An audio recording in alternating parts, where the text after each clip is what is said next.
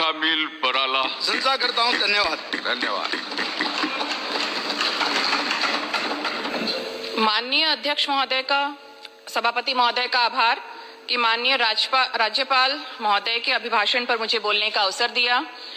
मुझे खुशी है कि इस अभिभाषण में पूर्ववर्ती सरकार को काफी बार याद किया गया और करना बनता भी है, क्योंकि बहुत सारी ऐसी जन कल्याणकारी योजनाएं पूर्ववर्ती कांग्रेस सरकार दे गई जिसके आगे आपके लिए बहुत ज्यादा कोई स्कोप बचता नहीं है, सिर्फ नाम बदल सकते हैं आप।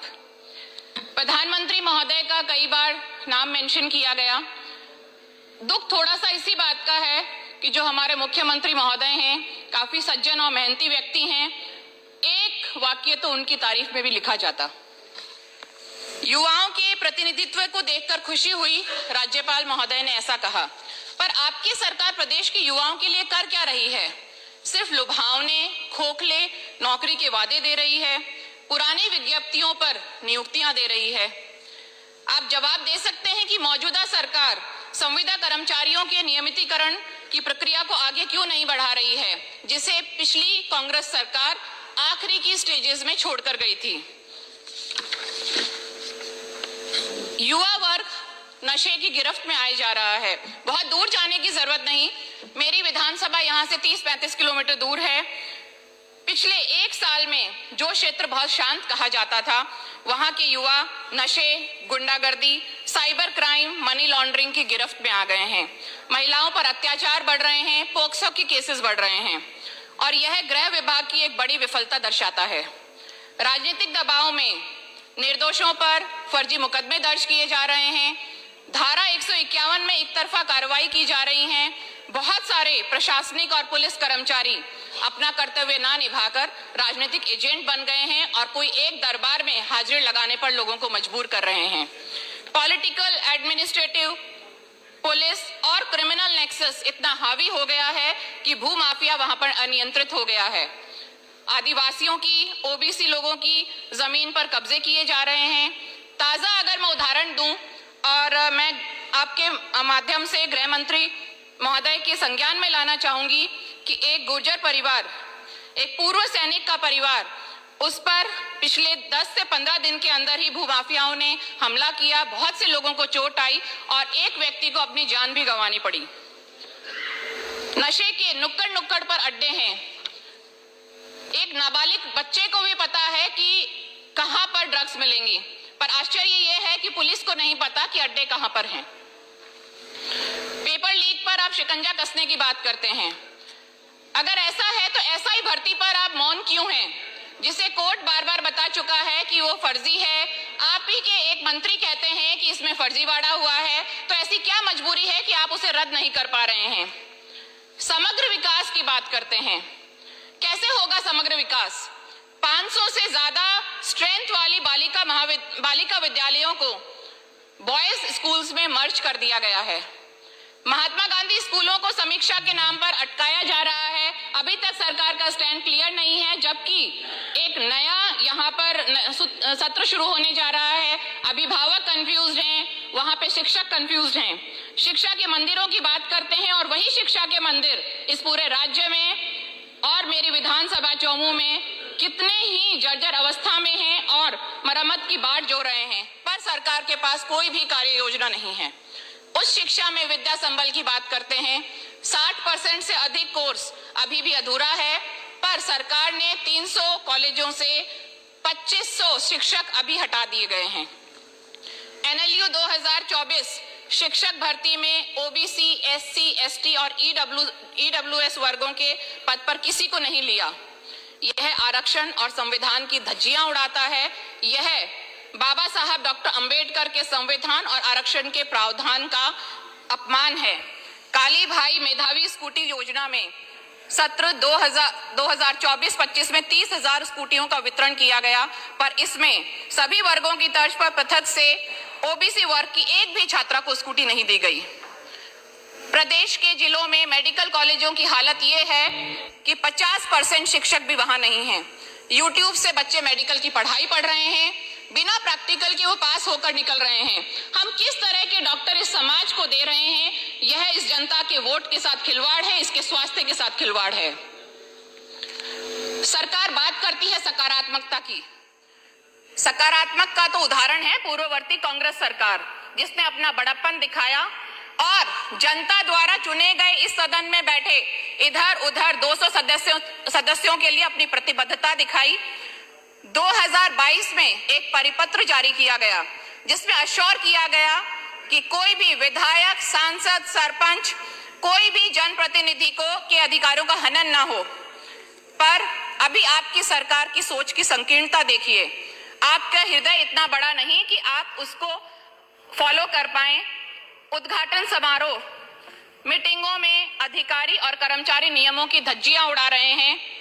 कई बार बहुत सारे सदस्यों ने सरकार और अधिकारियों को इस बारे में अवगत भी कराया, पर सरकार मौन रहती है।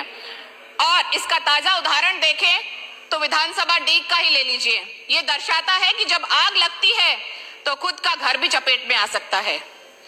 लाचारी और भ्रष्टाचार पर देखिए इस सरकार की, भ्रष्टाचार पर जीरो टॉलरेंस पे उदासीनता देखिए।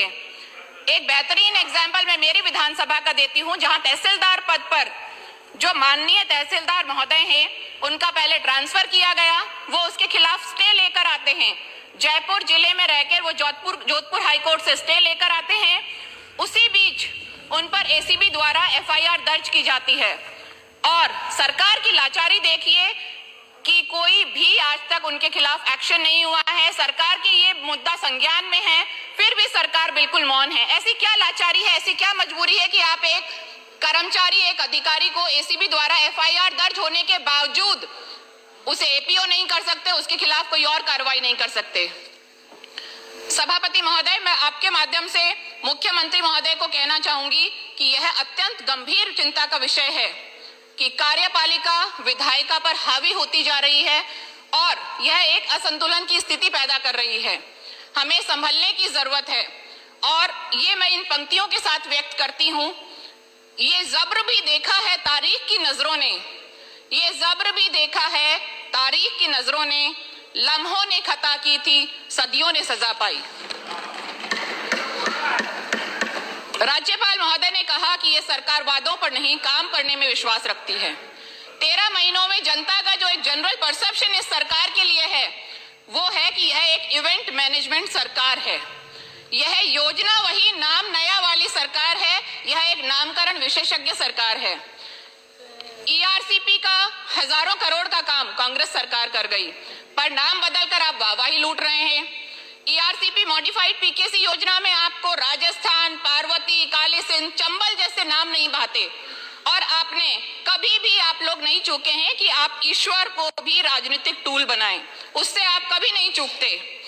पर मुझे खुशी है कि अभी तक ऐसी कोई पर्ची नहीं आई कि मेरे सामने बैठे हमारे साथी सदस्यों के नाम भी बदले जाएं, वरना तो बहुत मुश्किल हो जाती, नए नाम हमें याद करने पड़ते।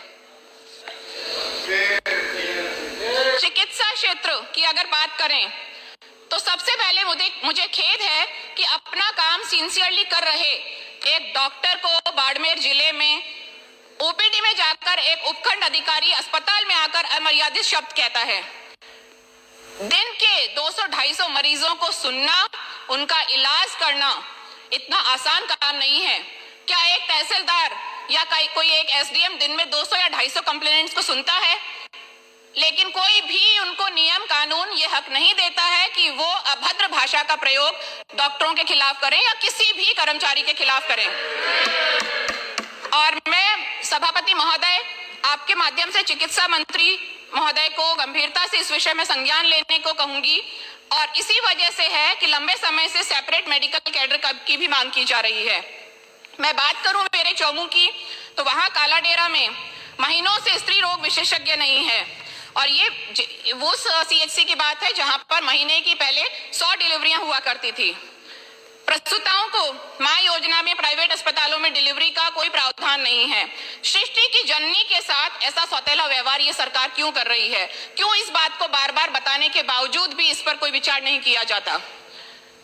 अभी बिजली कटौती जो हो रही है, जो इस समय भी हो रही है, वो इतिहास में पहली बार ऐसा हो रहा है कि बिजली का इतना संकट है। पानी पर जेजेएम में हमारे चौमू इलाके में 37% कवरेज है, जो राज्य का न्यूनतम है। मैं 1 मिनट और लूंगी सभापति महोदय। बहुत सारी ऊर्जा मंत्री बाकी है, 2 मिनट नहीं है। हाँ, मैंने 1 मिनट पहले बजाई। राज्यपाल महोदय ने बात किया राजकाज और ई फाइलिंग की, तो ये व्यवस्था कांग्रेस राज में शुरू की गई थी। आपने सिर्फ एक नया कॉलम ऐड किया, एवरेज डिस्पोजल टाइम, जिससे अधिकारियों का जो ध्यान है वो क्वालिटी से क्वांटिटी पे चला गया और हर कोई अपना एवरेज डिस्पोजल टाइम में सुधारने में लग गया। कुछ अधिकारी ऐसे भी हैं जिनका एवरेज डिस्पोजल टाइम एक फाइल के लिए 1 मिनट से भी कम है। तो ये दर्शाता है या तो लीपापोती है या वो लोग कोई सुपर पावर हैं। हमारे सामोद रोपवे के लिए मैं बार बार कह रही हूं, पर डबल इंजन के सरकार उसे चालू नहीं कर पा रही है। तो जनता की पुकार है कि इतनी लाचारी में भी सरकार ना चलाएं कि यह पंक्तियां सिद्ध हो जाएं। शाम तक सुबह की नजरों से उतर जाते हैं, शाम तक सुबह की नजरों से उतर जाते हैं, इतना समझौतों पर जीते हैं कि मर जाते हैं। धन्यवाद। जय हिंद, जय संविधान।